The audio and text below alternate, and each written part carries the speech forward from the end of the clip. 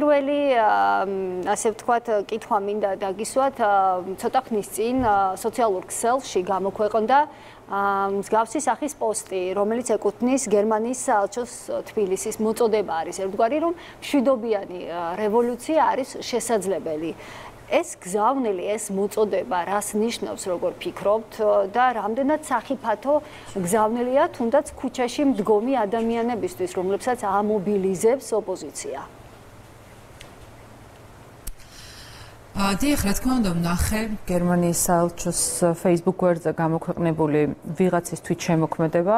რომელიც საელჩოს დისკრედიტაციას უფრო მეტად ახდენს, ვიდრე შეეძლოს რაიმე რევოლუციური პროცესების დაპროვოცირება. იმიტომ რომ ქართულმა ხალხმა ძალიან დიდი ემოციური და გონებრივი მდგრადობა აჩვენა გარე მოწოდებების, გარე დაშანტაჟების და რაღაც დაშინებების მიმართ, ამიტომ ეს რევოლუციური მოწოდება ვფიქრობ, რომ ვერანაირ რაღაც განსაკუთრებულ ეფექტს ვერ იმუშავებს იმ გაცალმტოერებული და დამარცხებული ოპოზიციის სასარგებლოდ, ვისთვისაც სამწუხაროდ ალბათ გაკეთდა ეს ყველაფერი. რა თქმა უნდა, თავად საელჩოს დისკრედიტაციას ახდენს ეს პოსტი, იმიტომ რომ ყველანაირი საერთაშორისო სამართლის, სახელმწიფოთა შორისი ურთიერთობების, ქვეყნის სუვერენიტეტის უგულებელყოფაზე არის საუბარი, როდესაც ყველანაირი დიპლომატიური ენის მიღმა პირდაპირ რევოლუციურ მოწოდებებზეა საუბარი და აქ უბრალოდ მშვიდობიანი, სიტყვა მშვიდობიანი რევოლუციის გასალამაზებლად არის და ასე ვთქვათ დიპლომატიური ენის ასე ვთქვათ გამოყენებისთვის არის გაკეთებული. თავისთავად მთავარი აქცენტი აქ რევოლუციაზეა და შთაბეჭდილება მექმნება, რომ ვიღაცა რაღაც დაჩქარებული ტემპებით ცდილობს, რომ აქ ყველანაირი რესურსი გამოიყენოს და ასე ვთქვათ პოსტოს სხვადასხვა არასწორი გზავნილები და ეს იმ პირობებში, როდესაც თავად გერმანიის მთავრობას საკმაოდ დიდი პოლიტიკური კრიზისის წინაშე არის, კანცლერმა მას შემდეგ, რაც ბიუჯეტზე შეუთანხმებლობის გამო დაითხოვა ფინანსთა მინისტრი, ფაქტიურად დაიშალა კოალიცია და მთავრობა და უკვე მარტში ელოდებათ ალბათ სავარაუდოდ ვადამდელი არჩევნები გერმანიაში. ამიტომ თუ საელჩო ან მისი რომელიმე წარმომადგენელი თვლის, რომ არჩევნების ალტერნატივა არის რევოლუცია, რა თქმა უნდა, მათ მარტში არჩევნების ნაცვლად შეუძლიათ, რომ რევოლუცია მოაწყონ საკუთარ ქვეყანაში. ჩვენ ეს ძალიან კარგად გამოვიარეთ 2003 წელს, ვიწვნიეთ რევოლუციების ყველაზე ნეგატიური ეფექტები, ამიტომ ამის გამეორებას ნამდვილად არ ვაპირებთ და ერთსაც დავამატებდი ამ პოსტთან დაკავშირებით, პოსტი მთლიანად რაღაც ბერლინის კედელს ეძღვნება, რომელიც მეორე მსოფლიო ომის შემდგომი პერიოდია, ამიტომ ვიტყოდი, რომ ნამდვილად არამომგებიანი არის გერმანიის საელჩოს გვერდზე მეორე მსოფლიოს და შემდგომი პერიოდის გახსენება, იმიტომ რომ მე შევახსენებდი იქეთ მეორე მსოფლიო ომის დროს საქართველოს მაშინაც სწორი ადგილი, ისტორიის სწორ მხარეს იყო და სწორი პოზიცია ეკავა და ნამდვილად ჩვენი ისტორია არ არის დაბინძურებული ისეთი სამარცხვინო ფაქტებით, რომელიც შეიძლება სხვა ქვეყნის შემთხვევებში არსებობდეს და ამიტომ ბევრი კომპონენტი არის ამ პოსტთან დაკავშირებით, წუხვარ, ნამდვილად წუხვარ, თუმცა ფაქტია, რომ უკვე გამჭვირვალობის კანონმა სხვა ფორმითაც იმუშავა და გარკვეული ადამიანები, მე ამას ვერ ვიტყოდი, ეს დარწმუნებული ვარ, რომ არ არის ცენტრალიზებული დავალება, იმიტომ რომ სულ რამდენიმე დღის წინ გერმანიის კანცლერთან ერთად იმყოფებოდა ირაკლი კობახიძე, ჩვენი პრემიერ-მინისტრი და ერთად ესწრებოდნენ სამიც, ამიტომ ეს დარწმუნებული ვარ, ვიღაცის თვით შემოქმედება არის და სწორედ ასეთ თვით შემოქმედების პრევენციისთვის არის გამჭვირვალობის კანონი, რომელმაც უკვე ყველანაირი გარე და არა პირდაპირი მეთოდებითაც კი იმუშავა. ვაიმარის სამკუთხედის განცხადებაზე მინდა გკითხოს, მათი მხრიდან რამდენად ელოდებით დასაბუთებას იმ თემის ირგვლივაზეც არის აჟიოტაჟი. აქვე გეტყვით, რომ სამი ევროპული ქვეყნის ლიდერის საერთო განცხადების გარდა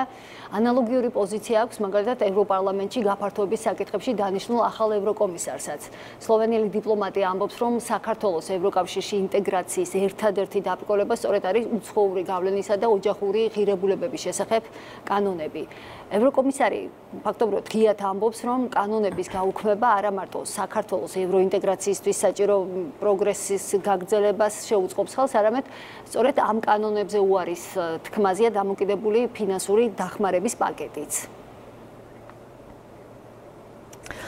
იცით რა, მე არ დავიღლები კითხვით და მოწოდებით ჩვენი პარტნიორების მიმართ, რომ იქნება აგვიხსნან ჩვენი ოჯახების სიძლიერე, როგორ უშლის ხელს ევროკავშირში გაწევრიანების პროცესს, რას აშავებს ევროკავშირის იდეის პირობებში ის, რომ ჩვენ ოჯახური ღირებულებები გვაქვს და როგორ ეწინააღმდეგება ჩვენი ოჯახური ღირებულებები ევროპის იდეას. ანუ ეს იმდენად დიდი აბსურდია, რომ წარმოუდგენელია რაიმე პასუხი არსებობდეს ამაზე. ზუსტადაც რომ პასუხებს ვერ ვიღებთ ვერც ოჯახური ღირებულებების დაცვის პრინციპის მოწინააღმდეგეთაგან, ასევე ვერ ვიღებთ პასუხებს გამჭვირვალობის შესახებ კანონის თემატიკაზე. აქვე მინდა შეგახსენოთ, რომ ფაქტიურად დემოკრატიის დასამარებად გამოცხადებული პროცესი ჰქონდა არასამთავრობო ოდიოზურ არასამთავრობო ორგანიზაციებს, თუმცა ამ მომენტისთვისაც ირკვევა, რომ სარჩელი სტრასბურგის სასამართლოში ჯერ კიდევ არ არის გაგზავნილი და მიღებული. დღეს რაღაც FedEx-ის ფარატინა ფურცელს აფრიალებდნენ რაღაცა გზავნილის ნომერით, რომელიც არაფერს არ გვეუბნება. გვეტყვის უკვე სტრასბურგის სასამართლოში მიღებული სარჩელი, რომელიც ასეთი ნამდვილად არ არსებობს და დარწმუნებული ვარ, რომ არსებობდეს ისეთივე პასუხით გამობრუნდება, როგორც ნებისმიერი ბოლო დროს განხორციელებული სარჩელები, სადაც საქართველოს სახელმწიფო იმარჯვებს ამ ქვეყნის მოწინააღმდეგე აგენტების წინააღმდეგ. რა თქმა უნდა, წარმოუდგენელი არის ეს მოთხოვნა. ერთ სიტყვით და კიდევ ერთხელ შევახსენებ ჩვენ საზოგადოებას, რომ ფაქტიურად ევროკავშირის ლიდერებს გარკვეული მორატორიუმი აქვთ გამოცხადებული, რომ 2030 წლამდე არაფართოვებენ ევროკავშირს და იქამდე პერიოდი მათ გამოყენებული აქვთ რაღაც მოლაპარაკებების პროცესისთვის, რომელსაც ჩვენ ყოველთვის ძალიან ბეჯითად გავდიოდით, ასევე მონდომებით და წარმატებით გავივლით შემდგომშიც. ამიტომ ახლა ფაქტიურად 5 წლით ადრე ევროკავშირში გაწევრიანების შეჩერებაზე საუბარი და მუქარა, რომ თუ არ გავაუქმებთ და უარს თუ არ ვიტყვით ჩვენს ოჯახურ ღირებულებებს ევროკავშირში არ მიგვიღებენ, უფრო ჩავთვლი, რომ არის რაღაც პოლიტიკური სპეკულაციების და პოლიტიკური ზეგავლენის ბერკეტი, ვიდრე რეალურად მართლა ევროკავშირის თემატიკაზე რაიმე საქმიანი და ესეთი კონსტრუქციული დიალოგი. მე კიდევ ერთხელ მინდა დავარწმუნო ჩვენი საზოგადოება, რომ როგორც ჩვენი წინასაარჩევნო დაპირება იყო ღირსებით ევროპისკენ, ეს იქნება ჩვენი შემდგომი მუშაობის, კიდევ 4 წლის მუშაობის, ასე ვთქვათ, დევიზი. ჩვენ ყველაფერს გავაკეთებთ, რომ ერთი მხრივ დავახლოვდეთ ევროკავშირთან, იდეით, შინაარსით დავახლოვდეთ ევროკავშირთან, მაგრამ ეს დაახლოვება არ იწვევდეს საკუთარ მეობაზე უარის თქმას და საკუთარი იდენტობის განადგურებას. მართველი გუნდი ხშირად საუბრობდა უცხოეთიდან ნაკარნახევ ტაქტიკაზე. როგორ ფიქრობთ, ხომ არ მუშაობს აი ეს message box-ი ახლაც, როცა მაგალითად გახარიას პარტია LGBT პროპაგანდის წინააღმდეგ მიღებული კანონის გაუქმებას ითხოვს და ეს პოზიცია აქვს ნაციონალური მოძრაობის სხვა დანაყოფებსაც. კი, ერთი მხრივ ძალიან სწორი აქცენტი თქვით, თავისთავად ეს გარედან იმდენად ხმამაღლა გვესმის ამაზე მოთხოვნა და განცხადებები რიგი აქტორების მხრიდან, რომ თავისთავად ბუნებრივი გაგრძელება არის მათივე წარმომადგენლების, მათივე აგენტების მხრიდან უკვე ქვეყნის შიგნით ამაზე აპელირება. თუმცა საინტერესო ფაქტორს მინდა მიაქციოთ ყურადღება, რომ როგორც გახარიას პარტიის წარმომადგენლები, ასევე კოლექტიური ნაციონალური მოძრაობის წარმომადგენლები არჩევნებამდე ერიდებოდნენ ამ თემაზე ხმამაღლა განცხადებების გაკეთებას, იმიტომ რომ ძალიან კარგად იციან ქართული ხალხისთვის, რამდენად პრინციპულად მნიშვნელოვანი არის ოჯახური ღირებულებები და რამდენად ჩვენი, ასე ვთქვათ, ერთიანობის და ჩვენი რაღაც შინაარსის ნაწილი არის, ფუნდამენტია ეს, ხო? ამიტომ წინასაარჩევნო ძალიან კარგად ატყუებდნენ საკუთარ ამომრჩეველს, რომ თითქოს ამ თემაზე არ ქონდათ რადიკალური პოზიციონირება, თუმცა დღეს უკვე ფაქტიურად ჩამოიხსნეს ყველანაირი ნიღბები, ისინი დიახაც რომ ასრულებენ დავალებებს, შეასრულებენ ყველა დავალებას, რასაც ეტყვიან თავისი ბატონები გარედან,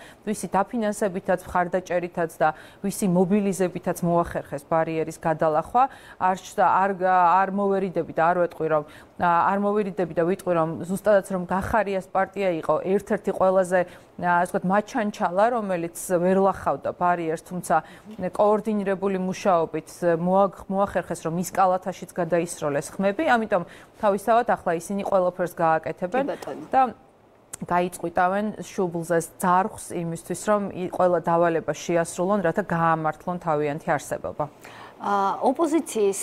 თემით რომ გავაგრძელოთ, არჩევნების გაყალბებაზე საუბარი არ წყდება, აქციების დაანონსებაც ზალაშია. როგორ ფიქრობთ, ქუჩა თუ სხდომათა დარბაზი, რა კონდიციამდე შესაძლოა მივიდეს მათი ქმედებები?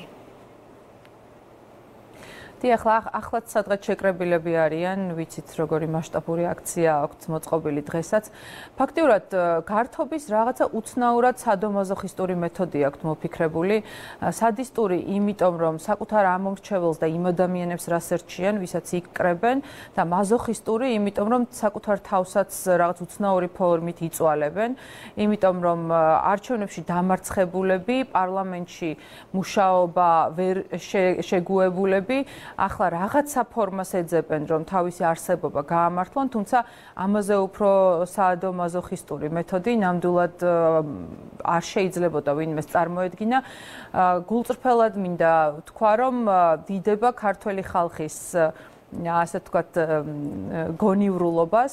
იმიტომ რომ ფაქტიურად ამაზე უფრო მეტი გასაზიზღრება ოპოზიციის, მისი აკრძალვითაც კი ვერ მოხდებოდა, ჩვენ უყურებთ სასაცილო და სამარცხვინო სურათს, რა მდგომარეობაშია ოპოზიცია. რა თქმა უნდა, მიხარია, რომ ეს კონდიცია ჭირს იმ ადამიანებს, ვისაც ჩვენ ახლა ოპოზიციის სახით ხედავთ, იმიტომ რომ თითოეულ მათგანზე შეგვიძლია ძალიან ბევრი სისხლის სამართლებრივი დანაშაულიდან დაწყებული ადამიანური, მორალური დანაშაულებით დასრულებული ვისაუბროთ, რა აქვთ მათ ჩადენილი,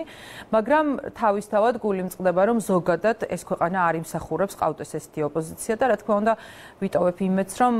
ალბათ სწორი პოლიტიკური პროცესებით და მას შემდეგ რაც ისინი საერთოდ მოსუფთავდებიან ამ ველიდან და ბოლომდე საკუთარი თავის დისკრედიტაციას გააკეთებენ, პოლიტიკური პროცესები და სწორი პოლიტიკური პროცესები წარმოშობს ჯანსაღ რაღაც ოპოზიციურ ძალებს, ხდომათა დარბაზში არ ელოდებთ და ეს მათ შორის ჩვენც გვჭირდებათ. ანუ რადიკალებს ხდომათა დარბაზში არ ელოდებთ. მნიშვნელობას არ ვანიჭებ მათ ხდომათა დარბაზში შემოსვლას, ან არ შემოსვლას, თვითონ კი იმუქრებიან და ატყუებენ საკუთარ ამომრჩეველს, რომ თითქოს მათი რაღაცა მნიშვნელობა ან პრეზიდენტის მიერ